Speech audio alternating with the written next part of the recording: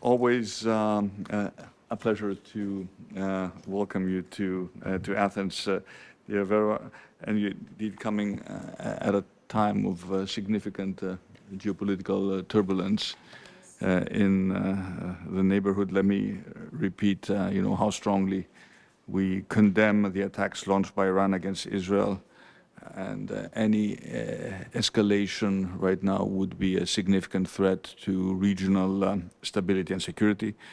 And we continue to stand by Israel, but at the same time, we urge all sides to show the necessary restraint to avoid what could be a very, very dangerous further escalation.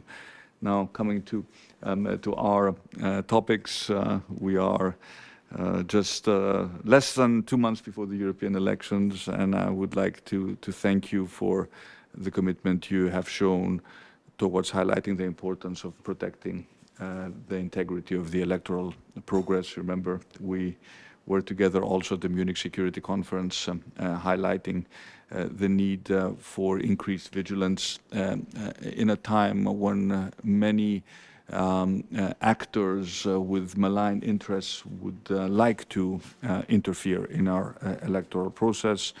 This is an issue I've also raised at the level of the European Council, and I do hope that in the conclusions of the next Council we will at least have a reference to the danger posed by misinformation, and in particular the emerging danger of deep fakes. And thank you very much for the work you're also doing in that direction. And of course, as you know, regarding issues of rule of law, we continue to have an excellent cooperation. I think significant progress has been made, which is also recognized by the Commission.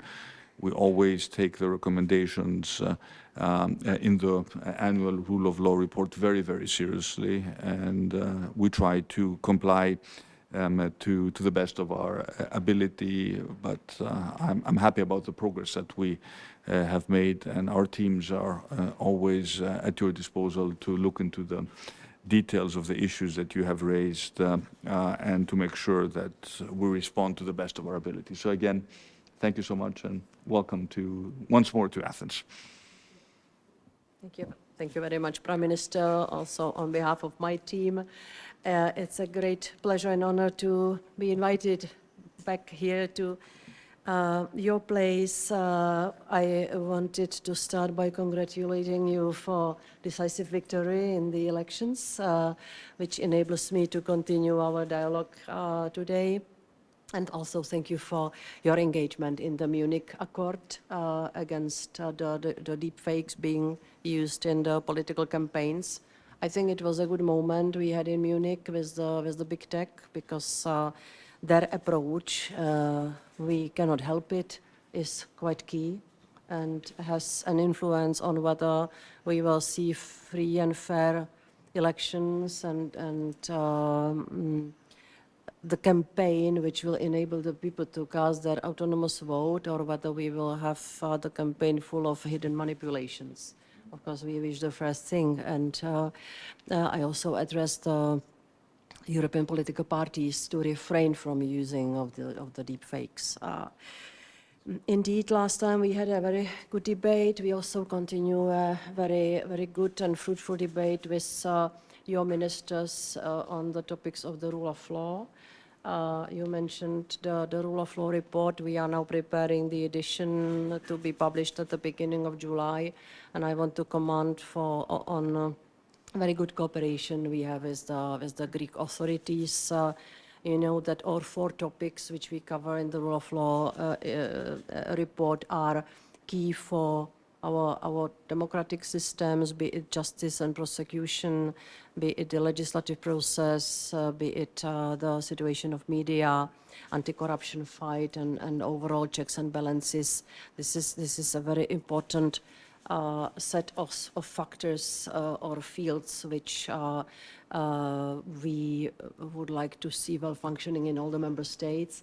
And as you know, the rule of law report is a common work. It's not unilateral Brussels assessment. It's something we do together. So once again, thank you very much also for undertaking steps to follow the recommendations, the reforms ongoing in the justice field and anti-corruption. I will today speak to your media task force to understand what has been done to protect the journalists better. I will have a chance to discuss how best the new rules for protecting media will be implemented in Greece. And I will also speak to the authorities and entities playing the role of enforcement of the Digital Services Act, future enforcement of the Media Freedom Act, who are doing the work against the foreign propaganda. Might be Russian, but also there are other actors who try to influence our information space. So I will have a long and fruitful day, I hope, I'm sure, in Greece, in Athens today. And the result will be very important for me to understand the preparedness of Greece for the upcoming European elections. Of course, we discuss during my democracy tour in the member states about the European elections, but it's important to fortify the system for any elections. And I will add that we are fully aware that the organization of elections are fully the competence of the member states.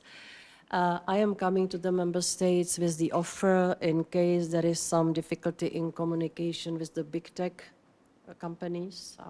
I can help, I can bridge the communication, I can be the messenger because what I hear from the platforms is that they sometimes do not understand the sensitivities which might influence fill in the information space in each state. There is the answer they give us always when I'm criticizing them that they are not doing the proper moderation of the content in all the 24 member states' languages. And here comes always their answer, we would like to have some closer contact with the entities, with the individuals, with the people in each member state who could help us to differentiate what is disinformation, what is just hate speech, and to do the content moderation in the proper way. I don't have to mention that for the Commission it's always important that the content moderation does not kill the freedom of speech. So we only focus on the illegal content, child pornography, hate speech, terrorism, and in case of disinformation we always focus, or we want them to focus on the disinformation which has the potential to endanger security or some other public interest. So this is the minimum we should insist they should be doing under the Digital Services Act.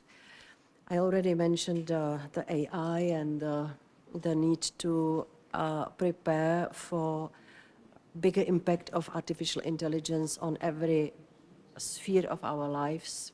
And here I think that we have also a good space for cooperation.